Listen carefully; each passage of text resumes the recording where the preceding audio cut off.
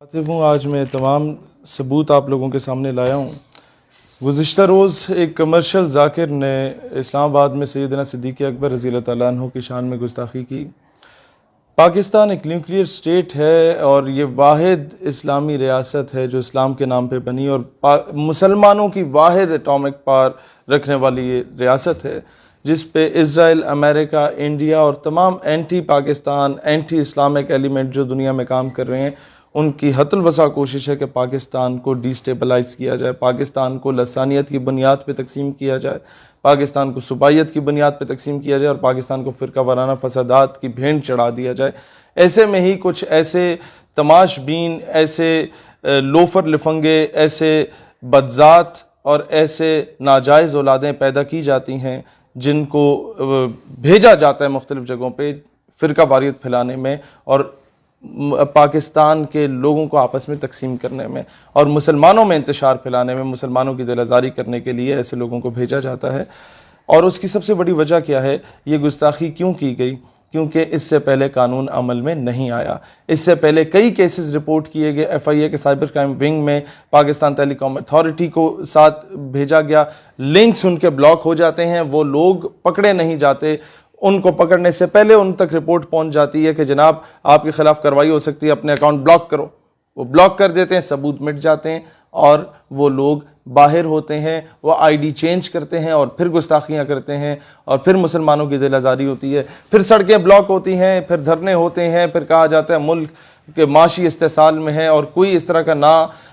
خوشگوار واقعہ ہوتا ہے تو ہم ایف اے ٹی ایف کی زد میں بھی آ جاتے ہیں۔ اور ان ساری چیزوں کا ذمہ دار کون ہوتے ہیں؟ وہ لوگ ہوتے ہیں جو ان کو پروٹیکشن دے رہے ہوتے ہیں گورنمنٹ میں بیٹھ کے، وہ لوگ ہوتے ہیں جو ان کے خلاف قانونی کارروائی نہیں کرتے۔ سب سے پہلا کیس آپ کے سامنے لاتا ہوں جو گستاخ رسول کا، گستاخ صحابہ کا اور گستاخ اہل بیت کے تمام کیسز میں نے اکٹھے کیے، پچھلے 2 سال کے صرف میں آپ کو ڈیٹا دکھا رہا ہوں اور وہ بھی کچھ جو مجھ تک پہنچے۔ 1 مارچ 2019 کا یہ کیس ہے اور یہ ابھی تک اس پہ کوئی کارروائی نہیں کی گئی، اس بندے کو نہیں پکڑا گیا۔ دوسری جو درخواست جمع کرائی گئی تھی وہ 2 جنوری 2019 کا کیس ہے، 7-8 یوٹیوب کے لنکس یہاں پر دیے گئے تھے۔ وہ بندہ جو تھا وہ ابھی تک باہر ہے، اس کے خلاف کوئی میں نام اس لیے نہیں لے رہا کیونکہ یہ لوگ جن کے نام لیے جائیں گے ویڈیو میں، یہ پھر باہر اسائلم کے لیے اپلائی کر کے باہر دفع ہو جاتے ہیں اور امریکہ اور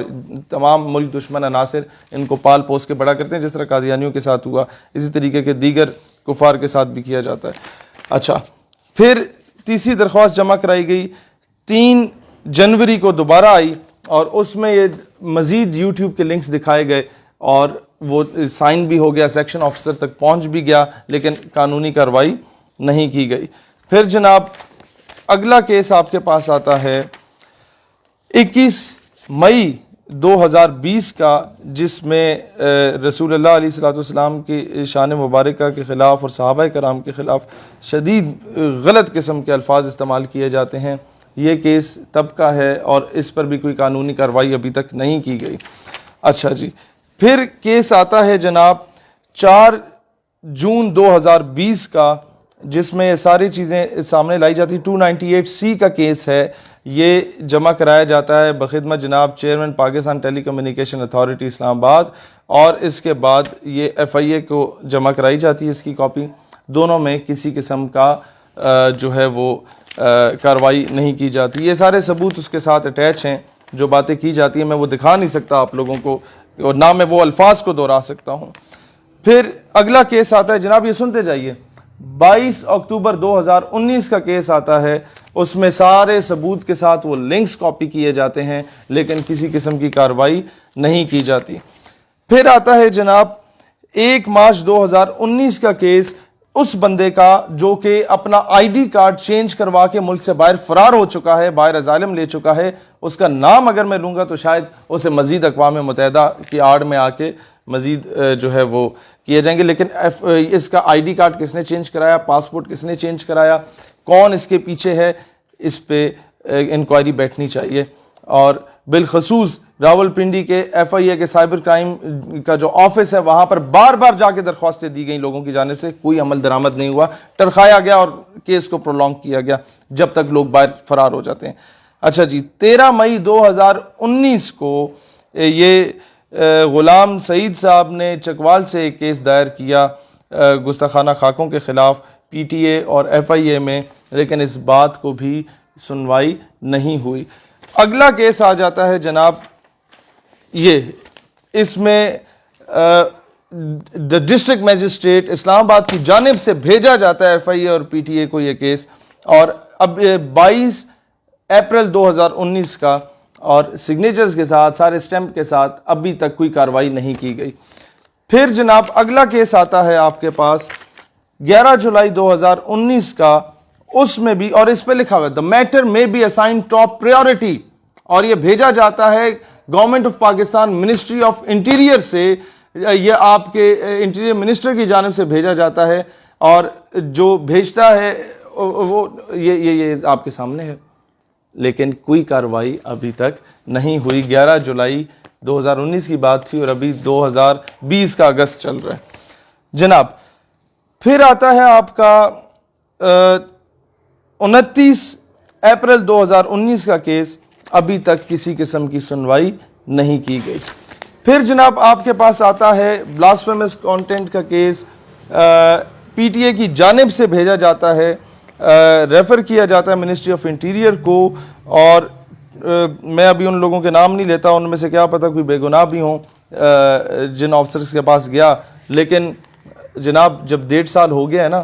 تو پھر مجھے مجبور نہ کریں، اگلی بار میں نام لینے پہ بھی مجبور ہوں گا۔ 15 جولائی 2019 کا کیس ہے، ابھی تک کوئی سنوائی اس کی نہیں ہوئی، اور مطلب گستاخ رسول یا گستاخ صحابہ، گستاخ اہل بیت جو ہیں انہیں گرفتار نہیں کیا گیا۔ اور آخری کیس ہے 17 اپریل 2019 کا، محکمہ اوقاف کی جانب سے بھیجتا ہے ایف آئی اے کے سائبر کرائم ونگ میں، وہ جناب اس کی کوئی سنوائی نہیں ہوتی۔ یہ آپ کے اسلام آباد کے وہ کیسز ہیں جن پہ سنوائی نہیں ہو رہی، اور جب ان پہ سنوائی نہیں ہوتی تو لوگوں کو موقع ملتا ہے کہ ہمیں تو لگام ڈالنے والا یہاں پر کوئی موجود ہے ہی نہیں، لہٰذا کسی بھی صحابی رسول کی یا اہل بیت کرام علیہ السلام میں سے کسی کی شان میں یا رسول اللہ علیہ السلام کی شان میں اگر کوئی گستاخی کرتا ہے تو وہ کھلے عام کرتا ہے، اسے اس چیز کا خوف نہیں ہوتا کہ ہمیں پکڑا جائے گا یا نہیں پکڑا جائے گا۔ 2-4 کیسز اس طرح کے ہوتے ہیں جو کہ بہت ہائی لیول کے اس عوام میں چلے جاتے ہیں، اور عوامی دباؤ کے اندر آ کے گورنمنٹ شاید کوئی ایکشن لے لے، ادروائز کوئی سنوائی نہیں ہوتی۔ پھر کوئی قانون ہاتھ میں لیتا ہے تو کہا جاتا ہے توہین عدالت ہوتی ہے، قانون ہاتھ میں نہیں لینا چاہیے، لیکن اس پہ دیکھا جائے کہ گورنمنٹ میں یا اداروں میں یا محکموں میں کون کون سے ایسے سمپتھائزرز موجود ہیں جو ایسے لوگوں کی پروٹیکشن کر رہے ہیں۔ میں ہمیشہ یہ کوشش کروں گا پاکستان میں فرقہ واریت نہ پھیلے، مسلمان ایک ہو کے رہیں، کیونکہ پوری دنیا کے مسلمانوں کو آپ لوگوں سے امیدیں وابستہ ہیں۔ You are the only nuclear state, you are the only country after Medina Pak, the only homeland after Medina Pak which was made on the name of Islam۔ Pakistan ہمیشہ زندہ باد۔